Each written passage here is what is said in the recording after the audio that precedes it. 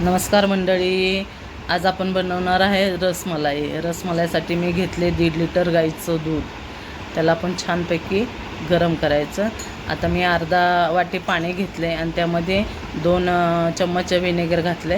आता आपल्याला ते दूध फाडायचं आहे, फाडून त्याचा छेना बनवायचा आहे आपल्याला. त्यासाठी आपल्याला दूध उकळायला पाहिजे. तर आपण हे आपलं दूध छानपैकी उकळलेलं आहे. हे उकळलेलं आहे छानपैकी दूध. आता ह्यामध्ये आपण थोडं थोडं करून आपण जे विनेगरचं पाणी केलं आहे, विनेगर पाणी मिक्स ते थोडं थोडं एक एक चम्मच ओतायचं आहे. पूर्ण ओतायचं नाही. पूर्ण ओतलं तर आपला जो छेना आहे नाही, जास्त वेळ ठेवायचा नाही. कारण का ना, जास्त वेळ ठेवला तर आपला तो छेना जो आहे ना, तो सॉफ्ट होणार नाही.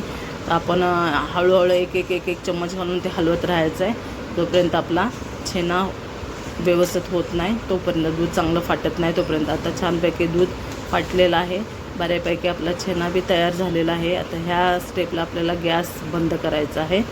आता गॅस बंद केल्यानंतर आपण एक तर कॉटनचा कपडा घ्यायचा आहे आणि छानपैकी आपण त्याला छानायला छानून घ्यायचं आहे. ते छानल्यानंतर आपण 1-2 पाण्याने त्याला स्वच्छ धुवायचं आहे. आणि धुवून मग आपण त्याचं मस्तमध्ये पाणी पूर्ण निथळून घ्यायचं आहे. पूर्ण पाणी निथळून घ्यायचं आहे आणि अर्ध्या नाही तर 1 तासासाठी आपण त्याला एका वजनदार वस्तूखाली ठेवायचं आहे, अर्धा 1 तासासाठी.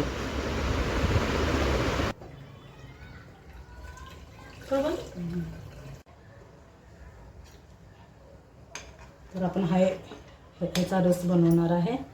तर आपण हे अर्धा लिटर दूध घेतलेलं आहे आणि हे चांगलं उकळलेलं आहे. आता ह्यात आपण हे थोडे ड्रायफ्रूट आहे ते ड्रायफ्रूट टाकायचे, साखर,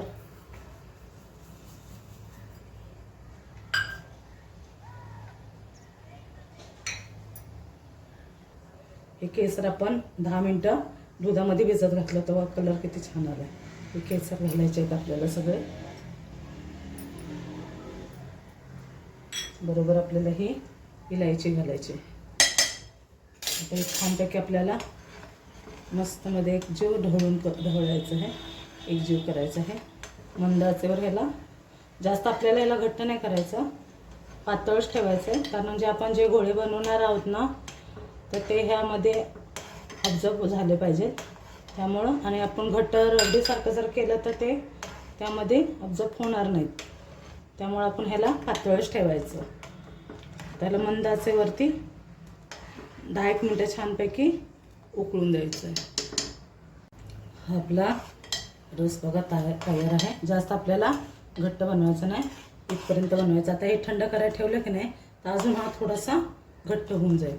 इथपर्यंत आपल्याला हे करायचं आहे. चला आता आपण हे गोळे बनवून त्याची चाशणी बनवूया. आता आपण हे एवढी साखर, वाटी साखर घालायची. आता हे आपल्याला ह्याच मापाने आपल्याला 5 वाटी पाणी ओतायचं आहे. हे 1 झाले, हे 2 झाले, 3 परत आपल्याला घ्यायला लागेल. हे 4 आणि हे 5. हे 5 झाले. आता एकदम छानपैकी आपण साखर एकदम हे करून घ्यायची. आता हे उकळेपर्यंत आपण जो छेना आपण तयार केलेला आहे ना, त्याच्याकडे बघूया आपण. हे असं चांगलं ह्याला छानपैकी उकळून येऊन द्यायचं ह्याला. हे आपलं छान आहे, एकदम मस्त. ह्याचं आपण छानपैकी काढून घ्यायचं सगळं व्यवस्थित. हे पनीर जे आहे ते आपल्याला या रुमालाला कलर लागलेला होता आणि तोच कलर थोडासा लागला. आता हे जे आहे ना, हे आपलं बघा एकदम मस्त, बिलकुल पाण्याचा बिलकुल बी अंश नाही आहे ह्याच्यामध्ये काय. आता हे आपण मस्तमध्ये एकजीव करू ना,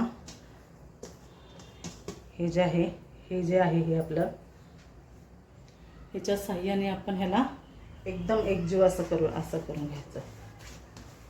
तुम्ही जेवढं मंडळ हे कराल ना छानपैकी, तेवढं तुमचे ते गोळे जे आहेत ना एकदम सॉफ्ट छानपैकी येतील, एकदम मस्त येतील. थोडीशी ह्यालाच मेहनत आहे, पण काय नाही, जास्त हे होऊन जायचं लगेच, एवढं काय नाही येत.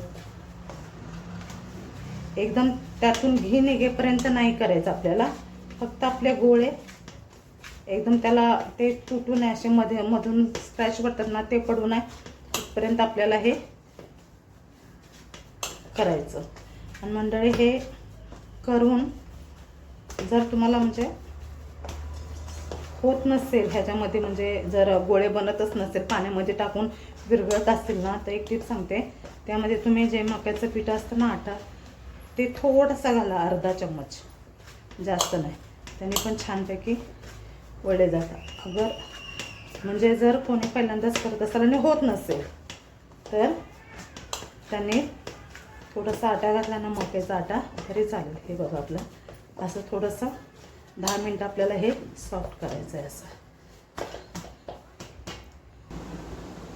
आपलं हे बघा एकदम छान स्मूथ झालं. आता आपण एक गोळा करून बघूया होतोय का. एवढंसं करायचं. हे ना जास्त मोठं नाही करायचं, कारण का हे ऑलरेडी फुगतं पाण्यात गेल्यावरती. मस्त हातावरती असं छानपैकी करायचा. बघा, आपला व्यवस्थित होतोय. त्यामुळे आपलं हे पीठ छानपैकी आपण हे मळले गेलेलं आहे. हे एवढे आपले झाले बघा. आता आपण त्या जे आपण चासणी बनवून त्यात टाकायची. चासणी नाही म्हणजे पाणी, फक्त साखर उकळलंय.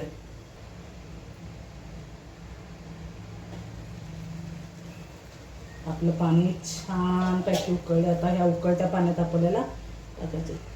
श्री गणपती बाप्पा,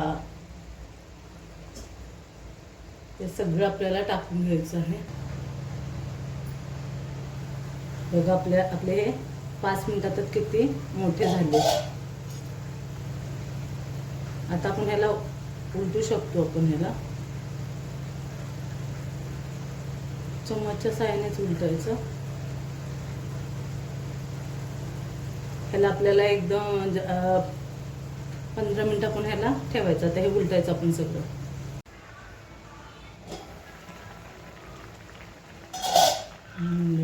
आपले बघा किती रसमलाई, किती मोठे आपले हे गोळे झाल्यात, डबले टिबलीने झालेले आहेत.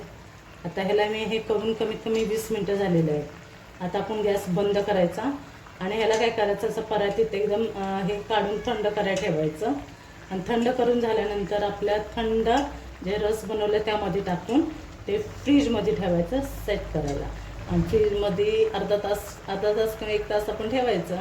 चांगलं सेट झालं की मग सर्व करायचं आणि गरमागरम थंड रसमलाई खायची. आता आपण गॅस बंद करूया.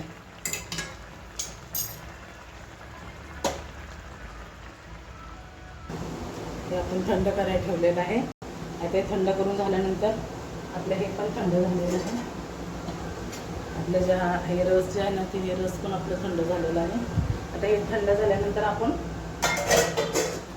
हे थंड झाल्यानंतर आपण रसमध्ये टाकूया. चला, आता हे जे आहे आपले हे आपण एक करून बघा. आपलं हे एकदम मस्त ज्यूस आहे बघा, कसा रस मस्त. हे आपण हलक्या हातानं असं दाबून त्याच्यामध्ये सोडायचं. 2 घ्यायचं. जास्त दाबायचं नाही, हलक्या हाताने दाबायचं. पूर्ण रस त्याचा नाही काढायचा. असं होतं बघा. आहे त्याचा आकारमध्ये येतोय की नाही. हा, हे आपलं बघा मस्त मध्ये रसमलाई एकदम छान, एकदम लुसलुशीत एकदम झालेले आहे. खूप छान झाले. आता आपण ह्याला आपण 1 तासासाठी आपण मस्त मध्ये झाकून फ्रीजमध्ये ठेवूया आणि नंतर मग मी तुम्हाला पुन्हा दाखवते. आपण हे झाकून असंच फ्रीजमध्ये ठेवूया.